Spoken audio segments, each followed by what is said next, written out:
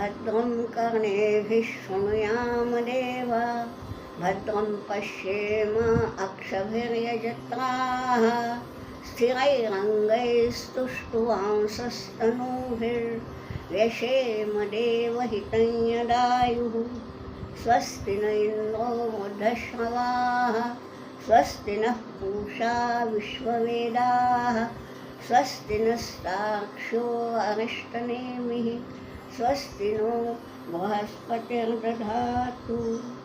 ओम शांति शांति शांति।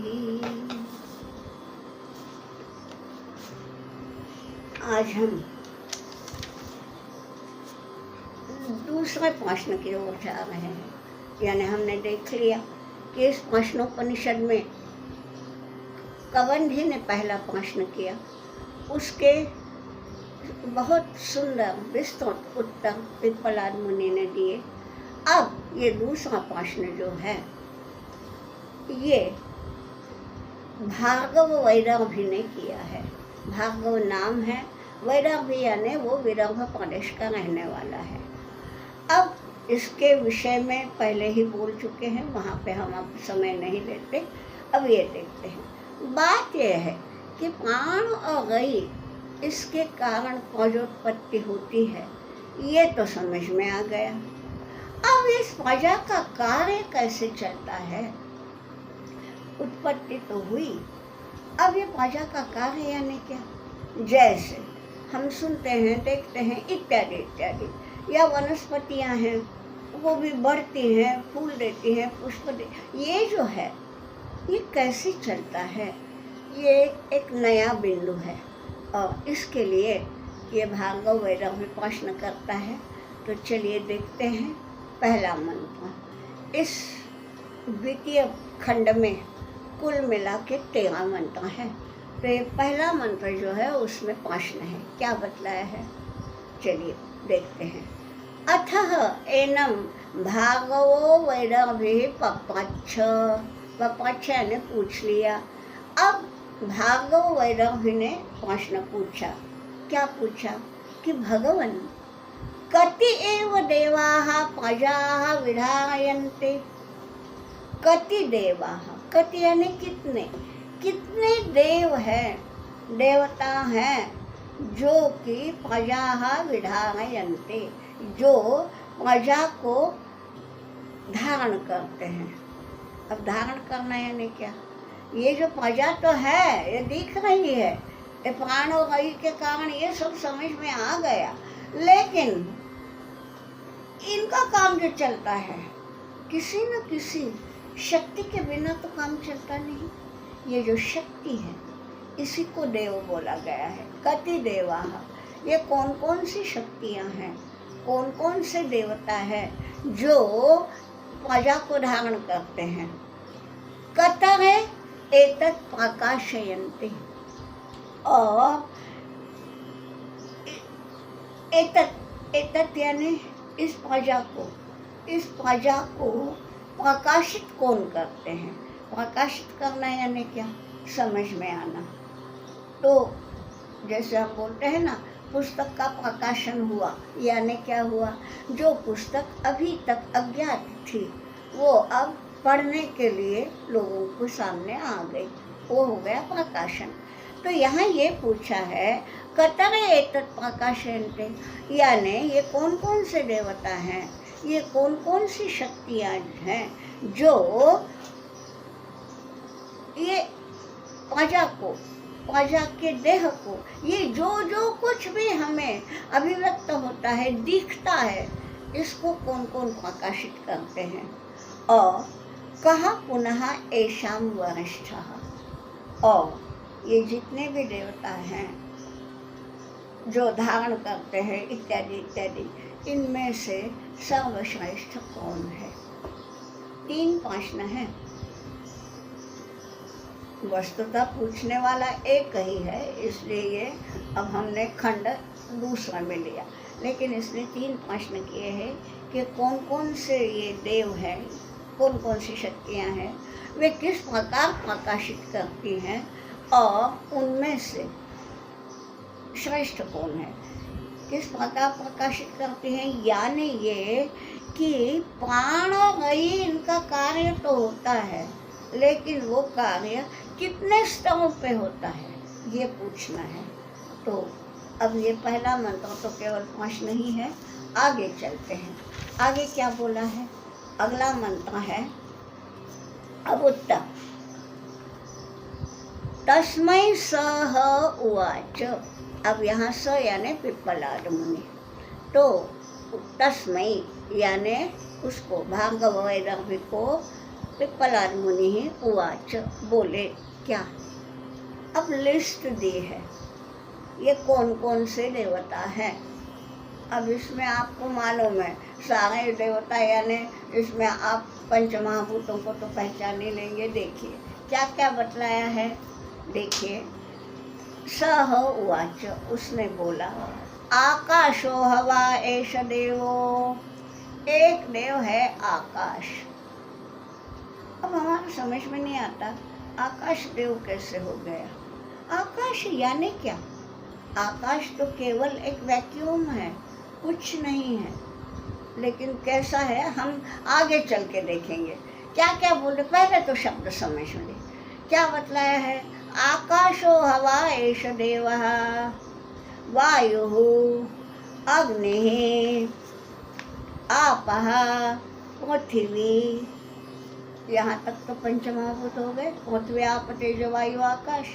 आगे क्या बोला है, वांग वाचा, मनः चक्षुः श्रोत्रम च, यहाँ पे समाप्त हुआ है। यानी पहले तो पंचमहाभूतों का नाम लिया, बाद में बोला है वाणी यानी कर्मेंद्रिय है, और मन और चक्षु श्रोत्रम ये 2 ज्ञानेंद्रिय। ये बतलाया गया है कि ये सब मिलके ये सारे देवता है जो प्राण और गई ने मिलकर जो ये ब्रह्मांड उत्पन्न किया है, इस सारे ब्रह्मांड को संचालित करते हैं, प्रकाशित करते हैं। ठीक, कैसे करते हैं देख लेंगे आगे, लेकिन पहले समझ ले कि वायु आकाशो हवा एष देवो, वायु अग्नि आपः पृथिवी वांग मनः चक्षुः श्रोत्रम च, ते प्रकाश्य अभिवदन्ति। कितना अच्छा बताया, ते अभिवदन्ति, यानी ये जो देवताएं हैं, अब इन्हें इंद्रियां भी नहीं कह सकते क्योंकि सारे के सारे इंद्रियां नहीं है, उसमें पंचमहाभूत भी आ गए। केवल पंचमहाभूत भी नहीं कह सकते क्योंकि इंद्रियां आ गई, मन भी आ गया। तो ये सारा जो है इन्हें देवता बोला गया है। तो ये देवता प्रकाश्य यानी ये प्रकाश्य अभिवदन्ति यानी प्रकट होकर कहते हैं, प्रकाशित होकर, प्रकाशित करके, यानी स्वयं प्रकट होकर ये अभिवदन्ति, यानी अपना मनोभाव तो नहीं बोल सकते, स्वयं मन को कौन सा मनोभाव है, लेकिन वो स्वयं को प्रकट करते हैं। क्या क्या प्रकट करते हैं कि वयम एतद बाणम अवष्टभ्य विधारयामः, वयम विधारयामः, हम विधारित करते हैं, यानी हम धारण करते हैं। ये सारे देवता प्रकाश्य अभिवदन्ति, अभिवदन्ति यानी ऐसा नहीं कि बोलते हैं, ये प्रकट करते हैं। क्या करते हैं प्रकट, कि हम एतद बाणम विधारयामः, यहाँ बाण शब्द आया है। अब बाण का एक ही अर्थ हम जानते हैं, बाण यानी वो जो धनुष और बाण होते हैं, कि क्या है, एतद बाणम विधारयामः, हम इस बाण को पकड़ते हैं, विधारयामः धारण करते हैं, इसको संचालित करते हैं, आधार देते हैं। अब ये बाण क्या है देखिए, व्युत्पत्ति मत पूछिए, हम लोगों का ज्ञान है ना वो केवल पाणिनि तक सीमित है। पाणिनि के पहले जो भाषा थी उसके बारे में हम नहीं बता सकते। इतना ही है कि यहाँ बाण शब्द क्यों आया है, सोच तो सकते हैं। यहाँ ये बोला है बाण का मतलब, यहाँ शंकराचार्य जी ने ये बोला है कि ये हम उनके शब्द हैं, बाणम कार्य करण संघातम अवष्टभ्य। कार्य और करण का संघात बोला है, ये है शब्द बाण शब्द के लिए शंकराचार्य जी के। अब कार्य क्या है और करण क्या है? कार्य यानी ये देह। देखिए, एक मूल कारण होता है, उसके बाद कार्य होता है। तो जो दिख रहा है ये कार्य है और उसका मूल जो है वो कारण है। तो कार्य और करण का जो संघात है यानी समूह है, उसको बाण कहा गया है। यानी क्या? अब कार्य यानी जो देह दिख रहा है हमको, और करण माने जिसने उसको चैतन्य दिया है वो। एक बात बताऊं, आपने कभी हथकरघा देखा है क्या? मैंने उनका काम चलते हुए देखा है। हथकरघा, मशीन का नहीं बोल रही मैं, पावर लूम नहीं, हैंडलूम। तो वो जो है उसमें क्या होता है, पहले ताना होता है और बाद में बाना होता है। पहले ओत और बाद में पोत। ओत पोत होता है।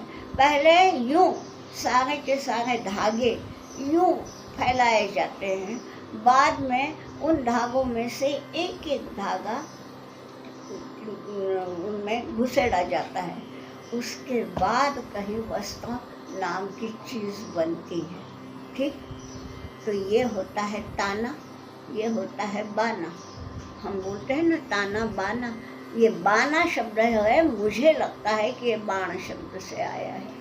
यानी जो बुना हुआ है, जो दिख रहा है, वस्त्र हमें दिखता है, मगर हाँ उसका एक एक तंतु, जो ओत है, जो पोत है, जो आड़ा भी है, जो तिरछा भी है, आड़ा भी है, खड़ा भी है, ये जो ऐसा तंतु और वैसा तंतु, ये एक है प्राण, एक है रई, इनके बिना वस्त्र नहीं होता।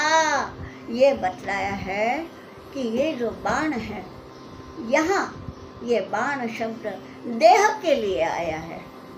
किसी का भी देह हो, मानव का ऐसा नहीं, किसी झाड़ का देह होगा, किसी प्राणी का देह होगा, पशु का होगा। ये जो प्राण है, ये जो देह है, ये बाण है। यहाँ क्या बोलते हैं ये देवता? ते आकाश अभिवदन्ति वयम एतद् बाणम अवष्टभ्य विधारयामः। अवष्टभ्य शब्द महत्व का है। अवष्टभ्य यानी आधार दे करके,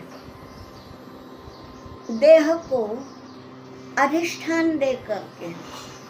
देह है लेकिन उनमें यदि मूल अधिष्ठान नहीं है, अगर एक आध शव पड़ा है तो देह तो है ना, लेकिन वो शव कुछ नहीं कर सकता क्योंकि उसका मूल अधिष्ठान उसमें नहीं है। तो हम इस देह को, इस बाण को अवष्टभ्य यानी आधार दे करके विधारयामः, हम उसको अधिष्ठान दे करके उसको आधार देते हैं और उसको प्रकाशित करते हैं। यानी उस देह से अनेक प्रकार के क्रियाकलाप होते, ये करते हैं। ये सब कौन बताता है? ये देवता। ये देवता कौन है? ये बताया है कि वही पहले पंचमहाभूतों का नाम लिया है, बाद में बताया है वाक। अब केवल वाणी का नाम लिया है। अब वाणी एक कर्मेंद्रिय है, आप जानते हैं 5 कर्मेंद्रियां काम करती हैं। यहाँ केवल उपलक्षणा से एक का नाम लिया है, उससे हमने बाकी का सब देखे लेना है कि वाणी यानी जैसी एक वाणी यानी एक कर्मेंद्रिय, वैसे बाकी भी कर्मेंद्रिय, हाथ है, पाँव है इत्यादि। तो ये सारे कर्मेंद्रियां वाक में आ गई। फिर मन, अब मन जो है ये भी देखिए, इसको अंतःकरण कहा है। करण यानी क्या? साधन। एक्चुअली ये इंद्रियां क्या है? साधन ही तो है। आँख क्या है? देखने का साधन। कान क्या है? सुनने का साधन। साधन ही तो है, कारण ही तो है। लेकिन मन जो है ना, वो अंदर बैठा है, अंदर छुपा हुआ साधन, वो है अंतःकरण। इसलिए मन का नाम लिया है। फिर उसमें मन भी आ गया, बुद्धि भी आ गई, सभी स्मृति भी आ गई, सब कुछ आ गया। ठीक। तो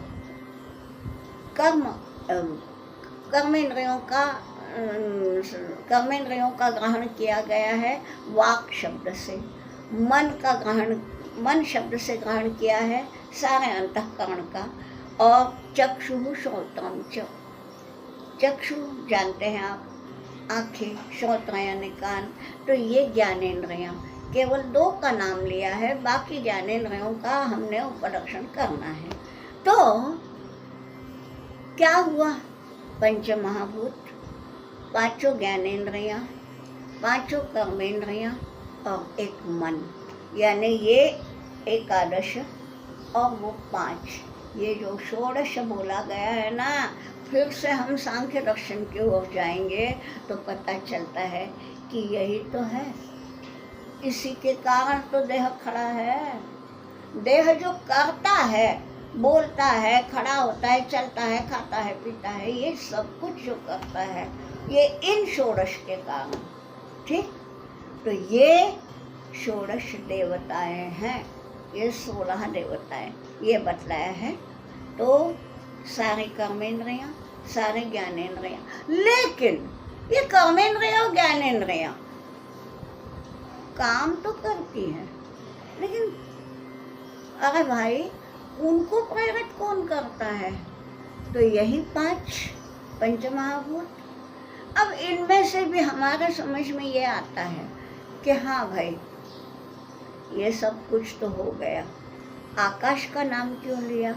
क्योंकि आकाश यद्यपि है तो वैक्यूम, लेकिन वही है जो एक का शब्द दूसरे तक पहुंचाता है। यदि बीच में वैक्यूम ना हो तो ध्वनि लहरियां कहाँ से जाएंगी? ध्वनि लहरियों को एक बोलता है, दूसरा सुनता है। ये जो कम्युनिकेशन होता है, इसके लिए आकाश आवश्यक है। तो ये देह व्यापार जो चलते हैं, ये सारे के सारे जो कर्म, क्रियाकलाप, ये सब जो है वो इन 5 से होते हैं। आपको मालूम है कि इन 5 महाभूतों का नाम लिया है। इनकी 5 तन्मात्राएं हैं, शब्द, स्पर्श, रूप, रस, गंध। और ये जो है इन तन्मात्राओं के कारण, यानी तन्मात्रा पंचमहाभूत, पंचमहाभूतों से तैयार हुआ ये देह। उस देह में कर्मेंद्रियां, ज्ञानेंद्रियां और मन, ये सारा का सारा चित्रण पूरा का पूरा पिप्पलाद मुनि ने बता दिया है कि भाई प्राण अवयी के कारण प्रजोत्पत्ति तो हो गई। इस प्रजा का जो अलग अलग स्तरों पे काम चलता है, ये काम जो चलता है वो इनके कारण चलता है। ये हैं वे देवताएं। ठीक। अब 2 प्रश्नों का उत्तर इसमें आ गया। वैदर्भी ने यानी भार्गव ने 3 प्रश्न पूछे थे। कि पहला प्रश्न ये था कि कति देवाः, कौन कौन से देव हैं जो ये धारण करते हैं, उसका उत्तर दे दिया, ये कति कितने हैं। फिर कतः एतत् प्रकाशन्ते, वे कैसे प्रकाशित करते हैं, उसका भी उत्तर मिल गया। लेकिन तीसरा प्रश्न जो है कि इनमें से वरिष्ठ कौन है, तो इसके उत्तर के लिए अब आगे चलते हैं। क्या बतलाया है? मंत्र तीसरा देखेंगे हम। तान वरिष्ठः प्राणः उवाच, इन सब में जो प्राण है वो उवाच, वो वरिष्ठ है, ये बता तो दिया। लेकिन एक बात है ना भाई, केवल बतलाने से नहीं होता, यदि मैं कहूँ कि अमुक अमुक व्यक्ति सर्वश्रेष्ठ है, काहे पर से आप मानेंगे? मुझे प्रमाणित करना पड़ेगा कि ये व्यक्ति इसलिए वरिष्ठ है, प्रमाणित करना आवश्यक हो जाता है। यहाँ ये तो बोल दिया वरिष्ठ प्राणः उवाच। ये कौन बोल रहे हैं? पिप्पलाद मुनि। यानी पिप्पलाद मुनि ने तो मान लिया कि प्राण वरिष्ठ है, लेकिन अभी वो प्रमाणित होना है ना, तो वो आगे करेंगे। क्या बतलाए देखिए। प्राण उवाच, प्राण ने बोला। क्या बोला और किसको बोला? औरों को बोला कि माँ मोहम आपद्यथ, मोहम माँ आपद्यथ, आप मोह में मत पड़ जाइए। मोह यानी क्या? अविवेक। आप गलत धारणा मत पालिए। मोह यानी गलत धारणा, ठीक? तो आप मोह को मत प्राप्त होना, यानी कोई भी गलत धारणा मन में मत लाना। अहम एव, मैं ही हूँ जो पंचधा आत्मानं विभज्य, प्रविभज्य, आत्मानं स्वयं को पंचधा 5 प्रकार से विभाजित करता हूँ। ये मैं ही हूँ, ये प्राण बोल रहा है। मैं ही हूँ जो स्वयं को 5 तरह से 5 प्रकारों में विभाजित करता हूँ।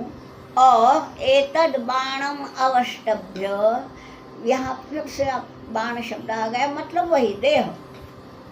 इस देह को अवष्टभ्य, मैं ही 5 प्रकार से विभाजित होकर इस देह को आधार देकर विधारयामि, इस देह को एक अधिष्ठान देता हूँ और इस देह को मैं ही धारण करता हूँ।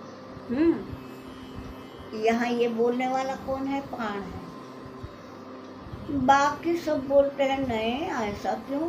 ते अश्रद्धाना बभूवुः, वे अश्रद्धान हो गए, यानी वो श्रद्धा नहीं रखी, उसकी बातों में उनको प्रत्यय नहीं आया। नहीं नहीं, ऐसे कैसे हो सकता है? आप ही कैसे ये सब धारण करते हैं? हम भी तो हैं। ये जो है इसके लिए प्रमाणित करना है, वो आगे हो जाएगा। लेकिन पहले हम ये देख लें कि ये ऐसा क्यों बोला है, पंचधा प्रविभज्य। पहले ये समझ ले, बोलने वाला प्राण जो है वो एक है, इसलिए एक वचन है। उवाच, ऊचू नहीं बोला है। वो प्राण बोलता है अगर मैं ही अकेला हूँ, लेकिन मैं 5 प्रकार का होता हूँ। यानी कैसा होता है? आप जानते हैं, जब भी आप नैवेद्य चढ़ाते हैं तो ये बोलते हैं ना, प्राण अपान व्यान उदान समान बोलते हैं ना, प्राणाय स्वाहा अपानाय स्वाहा। तो ये जो है ये 5 प्रकार से मैं स्वयं को विभाजित करता हूँ। क्या है? ये प्राण है। वो क्या करता है? यानी देखिए, मूल तो प्राण ही है, लेकिन 5 में भी एक का नाम प्राण है। ये प्राण क्या करता है? ये श्वास लेता है।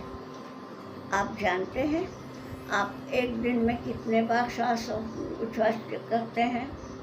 ये ना सब योग विद्या में आया है कि आप सब कुछ, आप क्या मैं क्या, सभी कोई एक अहोरात्र में, यानी एक दिन में 21,600 दफ़ा हम श्वास और उच्छ्वास करते हैं। हम गिनते ही नहीं, अनायास हो जाता है। और ये अनायास कौन करता है? ये 5 प्राणों में से जो एक मेन है प्राण, ठीक? फिर अपान, अपान क्या करता है? ये मल मूत्र का विसर्जन करता है। अपान जो है उसकी गति है नीचे, और इसलिए वो विसर्जन यदि ना हो, आपको मालूम है कि यदि ऐसा ना हो तो हॉस्पिटल दौड़ना पड़ता है। ये जो है नीचे की तरफ छोड़ता है और मल और मूत्र का विसर्जन होता है। तो प्राण भी आवश्यक है, श्वास, अपान भी आवश्यक है। फिर बाद है, बाद में आता प्राण अपान, व्यान। तो व्यान है, व्यान सर्व शरीरगः, ऐसा बोला है। कि हमारे शरीर में ये जितने भी संधियां हैं ना, जॉइंट्स, ये जॉइंट्स, इनको कार्यरत रखने के लिए, इनको हलचल करने के लिए उनमें जो शक्ति देता है वो है व्यान। और इसके लिए बोला है व्यानः सर्व शरीरगः, पूरे शरीर में वो दौड़ता है। अरे सीधी सी बात है, हमें यहाँ खुजान आई तो मेरा हाथ, उसकी उंगली जाके यहाँ खुजाएगी। बताइए कितने कितने संधियों ने इसमें ये किया। देखते ही रहते हैं हम, सोचते ही रहेंगे हम। तो व्यान जो है वो सारे संधियों के, जॉइंट्स के हलचल के व्यान के कारण होती है। उदान वायु जो है, उदान कंठदेशे स्यात्, ये उदान वायु जो है वो हम जो अन्न या जल ग्रहण करते हैं ना, उसको जठर तक पहुंचाता है। अगर वो नहीं बोलेगा नहीं जाएगा। तो ये भी आवश्यक है। बाद में जो मलमूत्र विसर्जन है वो तो अपान का काम है, लेकिन पहले काम उदान का होता है। कंठदेश से हमारा अन्न और जल जठर तक, अन्न नलिका के द्वारा जठर तक पहुंचाना। ठीक। और समानो नाभिमंडले, समान वायु जो है वो पाचन करता है। अन्न और जल तो पहुंचाया है जी, पचा ही नहीं तो अजीर्ण होता है, बोलते हैं हम। ये शब्द भी संस्कृत ही है। वो जीर्ण नहीं होता, यानी वो पचता ही नहीं, तो अजीर्ण रह जाता है और बाद में रोग होते हैं। तो रोग ना हो इसके लिए ये वो होना चाहिए, समान वायु होना चाहिए। तो प्राण, अपान, व्यान, उदान, समान, ये जो पंच है यहाँ ये बतलाया है कि अहम एव आत्मानं पंचधा प्रविभज्य, मैं इनको स्वयं को 5 प्रकार से विभाजित करके ये सब चला रहा हूँ। ये बाण को, बाण यानी देह, ताना और बाना, तो ये जो बाना है देह है, इसको मैं चला रहा हूँ। आपको थोड़ा सा समय है तो बता ही दूँ कि ये जो है ना, ये मुख्य पंच प्राण है। 5 उप प्राण भी होते हैं, उनके छोटे छोटे काम हैं, वो भी बताऊं कि हम कभी कभी डकार देते हैं। ये जो है ना, इसका एक उप प्राण है नाग, नाग नाम है उसका, जो डकार देता है। फिर हमारे आँखें, पलकें जो हमारे खुलती है मिटती है, हमें पता ही नहीं चलता कि हम दिन भर में कितने दफ़ा हमारे पलकें मिलती है, खुलती है। हाँ, लेकिन ये काम जो है वो कूर्म नाम का एक वायु है, उप प्राण बोला है, वो करता है। ये भी आवश्यक है। ठीक। फिर कभी कभी हमें छींक आती है, हिचकी आती है, ये सब जो है ना, ये काम कौन करता है? ये भी एक उपप्राण है, कोकल नाम है उसका। और कभी कभी जमाई देते हैं हम किसी का भाषण यदि अच्छा नहीं हुआ तो हम जमाइयाँ देने लगते हैं। जमाइयाँ देने का काम भी एक उपप्राण का है, उसको बोला गया है देवदत्त। ये जमाई देने का जो काम करता है ना, वो है देवदत्त। और कभी जो अगर रोग कहें तो सूझ जाना, शोथ, ये। और यदि रोग नहीं है तो फैल जाना, यानी कोई दुबला पतला है, बाद में वो पुष्ट हो गया, तो पुष्ट होना, फूलना, ये जो भी है ये धनंजय का काम है। तो 5 मुख्य प्राण, प्राण, अपान, व्यान, उदान, समान, और ये 5 उपप्राण, ये इसके लिए बोला है कि अहम एव पंचधा आत्मानं प्रविभज्य, मैं ही 5 प्रकार से स्वयं को विभाजित करके इस देह की धारणा करता हूँ। अब बात यह है, लोग बाग ना किसी भी अच्छे विधान को यूँ नहीं मानते जी। उसमें आक्षेप लेते हैं। तो वो आक्षेप क्या है वो हम आगे देखेंगे। अब तो यहीं पर हम विराम करते हैं। तो चलिए आज यहीं पे विराम हो जाए। ओम भद्रं कर्णेभिः शृणुयाम देवा, भद्रं पश्येम अक्षभिर्यजत्राः, स्थिरैरङ्गैस्तुष्टुवांसस्तनूभिः, व्यशेम देवहितं यदायुः। स्वस्ति न इन्द्रो वृद्धश्रवाः, स्वस्ति नः पूषा विश्ववेदाः, स्वस्ति नस्तार्क्ष्यो अरिष्टनेमिः, स्वस्ति नो बृहस्पतिर्दधातु। ॐ शान्तिः शान्तिः शान्तिः।